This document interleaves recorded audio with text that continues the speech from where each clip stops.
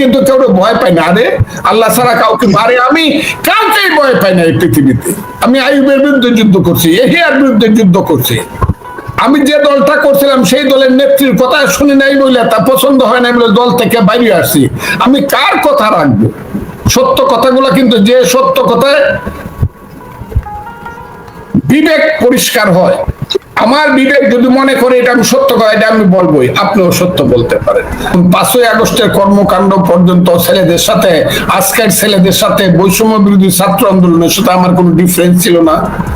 ঠিক তেমনি শাহবাগীদের সঙ্গে একটা পর্যায় পর্যন্ত মনে হতো বোধহয় ছেলেরা খুব ভালো চলছে, কিন্তু পরবর্তী সময় তাদের কিছু কর্মকাণ্ডের সঙ্গে আমি নিজেকে একাত্ম করতে পারি নাই, এবং এটা আমি তাদের সাথে আমার কোনো সম্পর্ক ছিল না এবং এখনো নাই। আমি আবারও বললাম, সম্পর্ক ছিল না এবং এখনো নাই, খুব ক্লিয়ার। যেমন এখন আমি মনে করি যে 5ই আগস্টের যে ছাত্র সংগঠন 152 জন না 158 জন, যে এদেরকে কি বলা হয়, আর আজকের সমন্বয়করা আমার কাছে এক না। যারা হেলিকপ্টারে চড়া ছাড়া, যাদের শরীর মানে সুস্থ থাকে না, 22 বছর 23 বছর বয়সের ছেলেরা হেলিকপ্টারে চলে যায়। আল্লাহ তুমি আমাদেরকে আরো কত দেখাইবা, আমি জানি না তারা কি করবে। যারা 30,000 টাকা কম্বল দিতে 30 লাখ টাকার হেলিকপ্টার লয়ে যায়, আমি তাদের কাছ থেকে কিছু আর এখন আশা করি না ভাই। তারা এই দেশ খুব ভালো করতে পারে, আমি জানি না তারা কি করতে পারবে, তবে একটা জিনিস তারা পারবে, আমি যেটা বুঝতেছি। ইউনূস সাহেবকে ঘেরাও করে যেভাবে দাঁড়াইছে তারা, এবং ইউনূস সাহেব যেভাবে তাদের কাছে সারেন্ডার করছে ফর হিজ ওন ইন্টারেস্ট, আমি ওন ইন্টারেস্ট এই কারণে বললাম। ইউনূস সাহেব আমার প্রতি রাগ করতে পারবেন,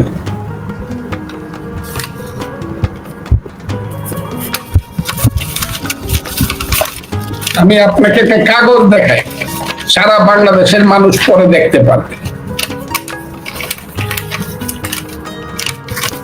এটার নাম হলো বাংলাদেশ গেজেট।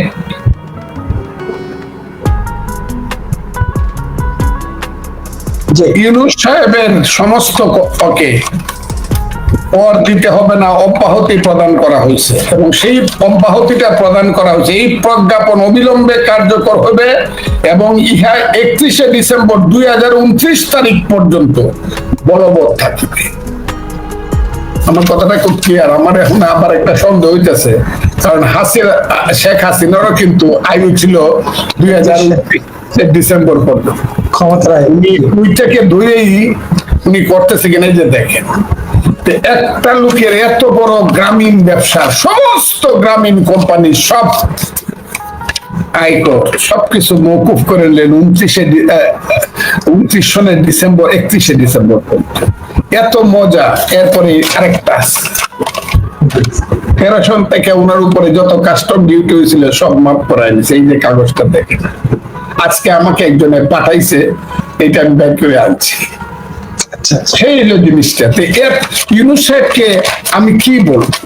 ইউনূস সাহেবকে তো আমি বলছি 10 জন প্রধানমন্ত্রীর চেয়ে উন্নত মানুষ। আমার তো মনে হয়েছে আল্লাহ, রসুল, তার ফেরেস্তার পরে আমার কাছে এখন ছিল ইউনূস সাহেব। আমি বলছি উনি এত উঁচু, কিন্তু আমি তো এটা দেখে মনে হয় আমার মতো একজন সাধারণ মানুষ হতো, আমাকে যদি আব্বা জানো ডাকতো, আমি আমার ট্যাক্সের মাফ করালাম। আমার ট্যাক্স 2 টাকা হইলে আমি 2.5 টাকা দিয়ে আসি। আমি আপনাকে বললাম আমার ইনকাম ট্যাক্স 5 টাকা হইলে আমি 25 টাকা দিই, কিন্তু উনি করলেনটা কি? উনি ওনার কোম্পানির সমস্ত ট্যাক্স মাফ করালেন, তাও 29 সনের ডিসেম্বর মাস পর্যন্ত। আচ্ছা, হঠাৎ করে আল্লাহ যদি বেরাজ হয় ওনার প্রতি, আর আল্লাহ যদি খালি বলে ফেলে, এই আমার মহান কোরআন শরীফের ওয়াতাইজু মান তাশাউ ওয়া তাযিল্লু মান তাশাউ বিয়াদিকাল খায়র ইন্নাকা আলা কুল্লি শাইইন কাদির, তুমি পড়ো অধ্যাপক মোহাম্মদ ইউনূস, এটা যদি খালি একবার দেখায় দেয় আল্লাহ, আর যদি কালকে বা পরশু উনি না থাকে, তো 29শে ডিসেম্বর পর্যন্ত উনি করলো, ওনার এটার পরিণতি কি? আমি তো এটা ভাবতে পারতেছি না। আমরা এখন কার কাছে যাব? 8ই আগস্ট 2024 সন রাত্র 9:30টার সময় আমি যে ধরে হাততালি দিছিলাম, ইউনূস সাহেব, জনাব অধ্যাপক ইউনূস সাহেব যখন হয় প্রধান উপদেষ্টা হয়, এই হাততালি তো আর আমি আমি কোনোদিন দিতে পারবো বলে, কাউকে দিতে পারবো বলে আমি মনে করি না। আমি মনে করবো সবাই একরকম, আমরা সবাই সমান পাপী, আপন পাপের বাটখারা দিয়া অপরের পাপ মাপি। আমার কাছে এরকম মনে হইতেছে, আমরা সবাই সমান পাপী, আপন পাপের বাটখারা দিয়া অন্যের পাপ মাপি।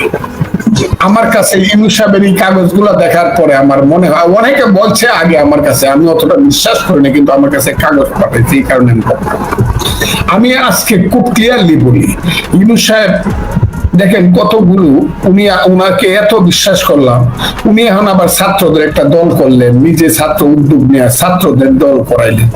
নির্বাচন যে বলতেছেন, আপনি আমাকে জিজ্ঞাসা করছেন ডিসেম্বর ইলেকশন হবে কি হবে না, ডিসেম্বরে ইলেকশন হবে কি হবে না, এই কথাটা আমি প্রত্যেক দিন আমাকে উত্তর দিতে হইতেছে, প্রতিদিন এই কথাটার উত্তর আমাকে দিতে হইতেছে। আমি জানি ডিসেম্বরে ইলেকশন না হওয়ার সম্ভাবনা 99%, 1% হইতে পারে যদি আমার দল বিএনপি সঠিক খেলাটা খেলতে পারে। আমি আবারও বললাম, বিএনপি আমার প্রতি রাগ করতে পারে, আমার দল বিএনপি যদি রাজনীতির সঠিক খেলাটা বাংলাদেশে এখন খেলতে পারে, তাইলে আগামী ডিসেম্বর ইলেকশন হবে, তাহলে ইলেকশন নিশ্চিত। আমার কাছে মনে হইতেছে ইলেকশনের ব্যাপারে শুধু মুখের কথা ছাড়া বিএনপি রিয়েল কোনো খেলাটা খেলতে পারতেছে বলে আমার মনে হচ্ছে। আমি এই কারণে বলছি যে ইলেকশন ডিসেম্বরে হবে না, কারণ ইলেকশন হবে না এই কারণে, সাদ্রিস আলম বলছেন শেখ হাসিনার ফাঁসি না হওয়া পর্যন্ত ইলেকশনের কথা মুখে আনা যাবে না। আহারে বাবা রে, আহারে বাবা, তোমার এত সম্মান করি আমরা, এত ডরাই যে আমরা আর কোনোদিন ইলেকশনের কথা মুখে আনবো না, তোমাকে ডরায়। আরেকজনে বলছে, এটা সার্জিসের কথা বাদ দিলাম, নাহিদ ইসলাম বলছে দেশের পরিবেশ এখন পুলিশ টুলিশ মিলে যা আছে, ইলেকশন করার দরকার নাই ডিসেম্বর পর্যন্ত, এইবার ইলেকশন করা সম্ভব না। আবার বলছে হ্যাঁ আমরা যা যা করি আমাদেরকে সমর্থন করেন, আমরাই আপনাদেরকে ইলেকশন দিয়ে দিব, অর্থাৎ ইলেকশনটা হলো ওর কাছে। নাহিদ ইসলামের কাছে যে ইলেকশন বা সার্জিসের কাছে যে ইলেকশন বন্দি করা আছে, যে রাজকন্যা তাদের কাছে বন্দি, এই রাজপুত্রদের কাছে, এটা তো আমরা ছাড়াই আনতে পারবো না, ওনারা না ছাড়লে। ইলেকশন তারা দিলে আমরা পাবো। এই ইলেকশন ডিসেম্বরে হবে বলে আমার মনে হয় না। আরেকজন আছে বাংলাদেশের ফুলবাগানের ফুলপরি, ওনার নাম হইল, আমি নাইবা বললাম, উনি পরিবেশ মন্ত্রী, উনি বলছে না 26 জুনে ইলেকশন হয়ে যাবে, উনি আবার এটা আশ্বাস দিছে আমাদেরকে। তাই আমি বুঝি ইলেকশন নিয়ে যা শুরু হয়েছে, এটা হলো নিরুদ্দেশ যাত্রা বলে এটাকে, অনিশ্চয়তার পথে যাত্রা। ওই যে কোন পথে দেশ, অনিশ্চয়তার পথে দেশ, সেই দিকে চলছে দেশ। কোন রাজনীতিবিদ, কোন রাষ্ট্রনায়ক যারা ভালো, যাদের চরিত্র ভালো, যারা দেশের মানুষকে ভালোবাসে, তারা দেশের মানুষকে আড়াল করে কোনো কথা বলে না, ফাঁকি দিয়া কোনো কথা বলে না। যেমন জিন্না বলছে আমি 14 দফা চাই, পাকিস্তান চাই, হিন্দু মুসলমান 2 জাত, আমি মুসলমানের দেশ চাই। গান্ধী বলছে কুইট ইন্ডিয়া, কোনো রাগ ডাক নাই। রাজনৈতিক শেখ মুজিবুর রহমান বলছে এবারের সংগ্রাম আমাদের মুক্তির সংগ্রাম, এবারের সংগ্রাম স্বাধীনতার সংগ্রাম। আবার 27শে মার্চ জিয়াউর রহমান সাহেব বলছে I Major Zia do hereby declare the independence. এটা কোনো রাগ ডাকের ব্যাপার নাই। ইউনূস সাহেব তো প্রত্যেকদিন রাগ ডাক করে কথা বলে। আমাদের দেশে অনেকে বলে বিআইন যদি নতুন ভাবে আরেক বেআইনের বাড়িতে যায়, ছেলে শ্বশুর বাড়িতে বেড়াইতে যায়, তাহলে বেআইন নাকি খুব রাগ ডাক করে কথা বলে। ইউনূস সাহেব তো এই অবস্থা শুরু হয়েছে, আমি বুঝতে পারছি না তারা কি করবে। তবে একটা জিনিস আমি বুঝতেছি, ইউনূস সাহেব এমন একটা অবস্থায় আছে যে উনি দেশটাকে এই ছেলেদের হাতে বা ছেলেদের মতে বা ছেলেদের পিছনে যে কালো শক্তি আছে, কালো শক্তি, তাদের মতে চলতে গিয়া উনি দেশটাকে প্রয়োজনে আফগানিস্তান, সিরিয়া, ইরাক বানাইতেও ওনার কাছে, আমি পাকিস্তান বলবো না, কারণ পাকিস্তান এখন বাংলাদেশের চেয়ে ভালো আছে। পাকিস্তানে অন্তত একটা গভর্নমেন্ট আছে, পাকিস্তানে একটা বিচার বিভাগ আছে, ওই যে আইয়ুব খান বলছিল, ইস্কান্দর মির্জা বলছিল right or wrong this is my Pakistan. Ayub Khan বলছিল, তারে কি প্রভুনয় বন্ধু বইয়ে বলছিল this is my Pakistan right or wrong. আর বলছিল and no question about the judiciary of Pakistan. পাকিস্তানের বিচার বিভাগ সম্পর্কে কোনো প্রশ্ন করা যাবে না, এর উপরে কারো হাত কোনোদিন পড়বে না। ওই যে 60 বছর আগে আইয়ুব খান বলছিল সেই পাকিস্তানের বিচার বিভাগ আছে যেটা আমার দেশে নাই।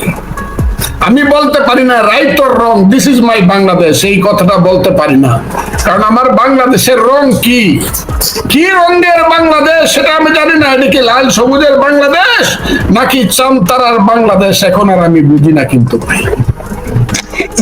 চামতারার বাংলাদেশ না লাল সবুজের বাংলা এখন আর আমি বুঝি না বলতে পারি না দিস ইজ মাই বাংলাদেশ। এক দুই হলো জুডিশিয়ারি গণ, আর যে দেশে জুডিশিয়ারি চলে যায়, বিচার বিভাগ যে চলে যায়, মানুষ যখন গ্রামে একটা গঞ্জে মানুষ বিপদে পড়ে, কোনো যখন মানুষের আশ্রয় থাকে না, চোখের পানি ফেলে বলে আল্লাহ তুমি আসো আর তোমার বিচার বিভাগ আছে, আমি আইনে যাব। সে আইন যখন ধ্বংস হয়ে যায় একটা দেশে, এই আইনটা বাংলাদেশে ধ্বংস হয়ে গেছে। আর ধ্বংস হয়ে যাওয়ার কারণে বাংলাদেশ কোথায় যাবে আমি জানি না, আমি জানি না ভাই বাংলাদেশ কোথায় যাবে। কারণ প্রতিদিন শুনতাছি বাংলাদেশে শরিয়া আইন হবে, প্রতিদিন শুনতাছি বাংলাদেশে এইভাবে ওইভাবে চলবে। তারা মুখে বলে একরকম, আবার গোপনে দেখি বলে কিসের ইলেকশন। ইলেকশন তো ইসলাম সমর্থন করে না, গণতন্ত্র তো ইসলাম সমর্থন করে না। ইসলাম তো গণতন্ত্রকে কিসের গণতন্ত্র, মুখে বলে গণতন্ত্রের কথা, আর ভিতরে ভিতরে তারা সেই দিকে প্রস্তুত হচ্ছে অনির্দিষ্টকালের অনন্তকালের জন্য জোর করে ক্ষমতায় থাইকা লুটপাট করবে, মানুষের হাত কাটবে, পাও কাটবে, মানুষকে অন্ধ করবে, জেলখানায় রাখবে, আফগানিস্তানের মতো দম বন্ধ করা অবস্থানে রাখা, সিরিয়ার মতো অবস্থানে রাখা, তারপরে বলবে যে আমরা ইসলামিক শাসন দিলাম, কারণ তারাই তো হবে এই দেশের মালিক। যাকে বলা করা হয়েছে এখানে, যে যাকে দায়িত্ব দেওয়া হয়েছে জনাব তাজুল ইসলাম, কি বলে তাকে, চিফ প্রসিকিউটর, উনি কিন্তু ওইটা যখন যুদ্ধ অপরাধী ট্রাইব্যুনাল ছিল তখন কিন্তু যুদ্ধ অপরাধীদের পক্ষে উনি প্রসিকিউটর ছিলেন, উনিও ছিলেন ডিফেন্সের ছিলেন, লয়ার ছিলেন। এটা নৈতিকভাবেই একদম স্বতঃসিদ্ধ যে উনি এই কোর্টের আর প্রসিকিউটর হতে পারে না, এই কোর্টের নাম যদি এই থাকে। এক, দুই নম্বর হলো যুদ্ধ অপরাধীদের বিচার আন্তর্জাতিক, এই কথাটাই 5ই আগস্টের সাথে সামঞ্জস্যপূর্ণ নয়। 71 সনের মুক্তিযুদ্ধ, সেই সময়ের পাকিস্তান হানাদার বাহিনীর অপরাধ, সেই সময়ের পাকিস্তান হানাদার বাহিনীর সহযোগীদের অপরাধ, আমি তো এটা বলতে পারি না এখন সহযোগী কারা ছিল, ওদের নাম কি ছিল, কারণ একজনে বলছে তার নাম হলো মৌলানা আব্দুল সালাম যুক্তিবাদী। উনি বলছে ফজলুর রহমান কথায় কথায় রাজাকার আল বদর বলে একটা আইন করা দরকার, যে ফজলুর রহমান রাজাকার কথাটা উচ্চারণ করার সঙ্গে সঙ্গে 2 বছরের জেল হবে। আমি তো ডরাইতেছি এই আইন কোনদিন হয়, যা রাজাকার কইলে 2 বছরের জেল। আচ্ছা আমি এটা নাইবা কইলাম, রাজাকার আল বদর না হয় আমি কইলাম না। পাকিস্তানের সহযোগীদের বিচার, আমার গণহত্যার বিচার, মানবতা হত্যার বিচারের সঙ্গে 5ই আগস্ট এটা মুক্তিযুদ্ধ না, যে 30 লক্ষ মানুষের হাজার হাজার সরকার পর, হ্যাঁ এটা একটা যুদ্ধ, তবে এই যুদ্ধটা হলো গণতন্ত্রের যুদ্ধ, এইদিকে যুদ্ধটা হলো গণ অভ্যুত্থান। সেই গণ অভ্যুত্থানে যারা মারা গেছে নিশ্চিতভাবে তাদের বিচার হতে হবে, যারা মারছে তাদেরকে। এটা আমি কিছুতেই তারা মাপ পাকা এটা আমি চাবো না, কিন্তু রিয়েল বিচার হতে হবে, বাট নট ইন দিস, ওই যে এটাকে বলা হয় কি যুদ্ধ, কি মানে এই কোর্টে না, এটা there will be another tribunal যেখানে বিচার হবে। এই কোর্টে অন্তত আর কেউ না মানুক, আমি কিছুই করতে পারবো না, আমি মানি না এই বিচার, এই কোর্টে এই বিচার হবে না। এটা আমি 5 মাস আগে কইছি, 5 মাস এই বিচার এই কোর্টে হবে না। এবং উনি যে চিফ প্রসিকিউটর আছে, উনি ওনার সাথে আমার সম্পর্ক খুব ভালো, আমার ব্যক্তিগত একদম সম্পর্ক ভালো, আমার ছোট ভাইয়ের মতো সে। উনি এটা, উনার যদি নীতিবোধ থাকে উনি এটার প্রসিকিউটর থাকা উচিত হবে না, এটা কিন্তু প্রশ্ন উঠবেই। সব সময় কিন্তু ক্ষমতা থাকে না, এইটা যে না বুঝে তার মতো বোকা এই পৃথিবীতে এবং বাংলাদেশে কেউ নাই, যে ক্ষমতা চিরস্থায়ী না।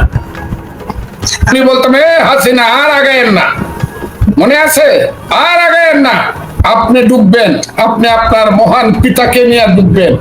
একটা রাজনৈতিক দল ৭৫ বছর ভালো মন্দে মুক্তিযুদ্ধের সঙ্গে যার সম্পর্ক এইটাকে নিয়ে ডুববেন, কথাটা ঠিক হয়েছে কিনা ব্যাটিক হয়েছে। আজকেও যারা কথা শুনবে না তারা ডুববে এই দেশে, আল্লাহর রহমত। আমি বললাম আল্লাহ আছে, আল্লাহর দুনিয়া আছে, আল্লাহর রসুল আছে, সত্য আছে। এই সত্যের বেলা আর বাঙালি জাতি এত সেন্সিটিভ, কিছুদিনের জন্য কুম্ভকর্ণের মতো ঘুমায়, কিন্তু যখন জাগে হাজার হাজার ট্যাবলেট, ঘুমের ট্যাবলেট খাওয়া হয়, কিন্তু ঘুম পাড়ানো যায় না যা পর্যন্ত শত্রু পতন না হয়। কাজে এই বাঙালি জাতি কিন্তু মনে নাই মুক্তিযুদ্ধের বাঙালি জাতি আছে, যেহেতু লাল শার্টটা গায়ে দিছি।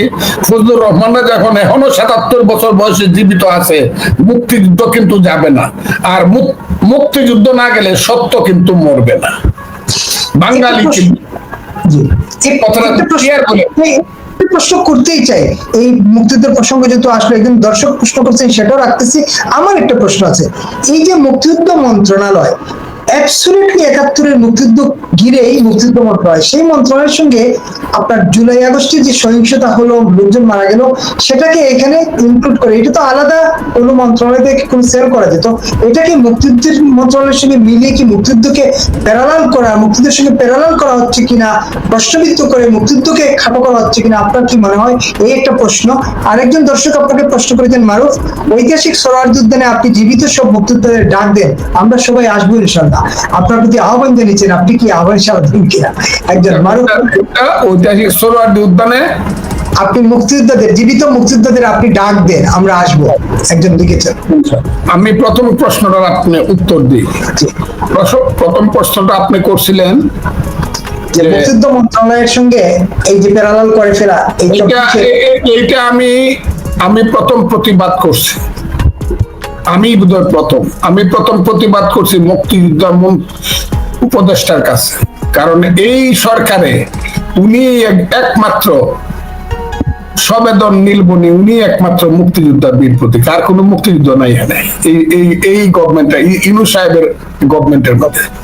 কাজে উনার সঙ্গে আমার এমন একটা সুসম্পর্ক আছে, ভাই ভাইয়ের মতো। এটা এখন থেকে না, দীর্ঘদিন মুক্তিযোদ্ধাদের সাথে আমার, বিশেষ করে চিটাগাঙ্গের মুক্তিযোদ্ধাদের সাথে আমার সম্পর্ক অনেক বেশি।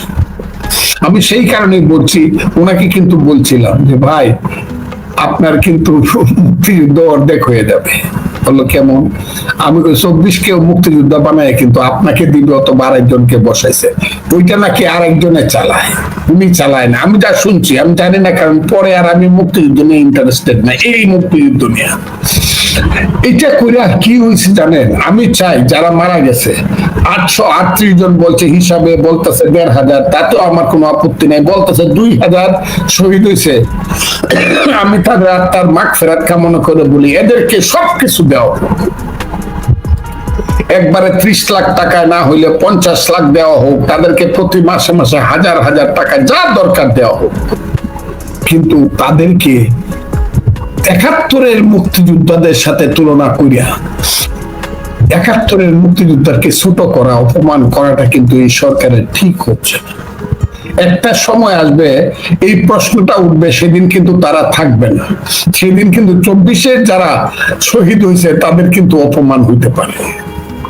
আমি ২৪-এর যারা শহীদ হয়েছে তারাও জাগরুক থাকুক সারা জীবন, কারণ ২৪-এর আপনি যদি ২৪-এর যারা শহীদ হয়েছে তাদেরকে যদি ৭১-এর শহীদদের সঙ্গে তুলনা করে যদি আপনি যদি স্থান দিতে চান, তাইলে কিন্তু ৭১-এর মারাত্মক অপমান হয়। কারণ ৭১-কে যদি আপনি বাঘ বলেন, তাইলে ২৪ হইল বাঘের মাসি, বিড়াল। অতটুকু ডিফারেন্স। ২৪ কিন্তু আমি মরার জন্যই গেছি, যুদ্ধ করবার জন্য গেছি, আমি বর্ডার পার হয়ে গেছি, দিনের পর দিন, মাসের পর মাস, আষাঢ় শ্রাবণের বৃষ্টি বড় রাতে আমি ট্রেনিং দিছি। আমি যুদ্ধ করব, বাঙালি জাতির মুক্তির জন্য, বাংলার স্বাধীনতার জন্য আমি যুদ্ধ করব।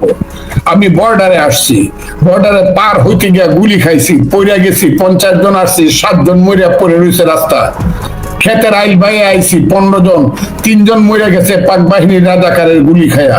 সেই শুদ্ধ না খায়া, 7 দিন না খায়া এখানে আইসা মশার কামড় খায়া খেতের আইলে ঘুমাইছি, যুদ্ধ করছি, ঢাকা শহরে ঢুকছি, পাক বাহিনীর হাতে ধরা পড়ছি।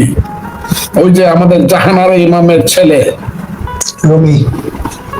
রুমির মতো ধরা পড়ছি, মারা গেছি, নিজে মারা গেছি, মা বাপকে মারাইছি, মা বাপকে মারছে। সেই মুক্তিযুদ্ধের সঙ্গে কোনো কিছুর এই বাঙালি জাতির তুলনা করা উচিত না। যারা করে তাদের কিন্তু একদিন এটার উত্তর দিতে হবে। আমি কিন্তু বলে দিলাম, আমি ইউনূস সরকার সাহেবকে বললাম, ইউনূস সাহেবকে বললাম, আপনি অনেক বড় মানুষ, আপনি ওই মুক্তিযুদ্ধটাকে আপনি ছোট করেন না। আপনি আপনার পরিবার মুক্তিযুদ্ধে অংশগ্রহণ করছিলেন কিনা এখনো জানি না, তবে চিটাং থেকে খবর নেওয়া যায়, আমি জানি যারা মুক্তিযুদ্ধে অংশগ্রহণ করে নাই তাদের পরিবার কিন্তু 71-এর মুক্তিযুদ্ধ বারবারই ছোট করতে চায়। এটা ঠিক না। কাজে এই যে 71-এর সঙ্গে 24-কে মিলায় যে মুক্তিযোদ্ধা মন্ত্রণালয় করা হয়েছে, এইটা আমি সমর্থন করি না, কাউকেই সমর্থন করার কথা না করব, এবং যারা করছে তাদেরকে অতি দ্রুত এটা বাতিল করে তাদের জন্য আলাদা ব্যবস্থা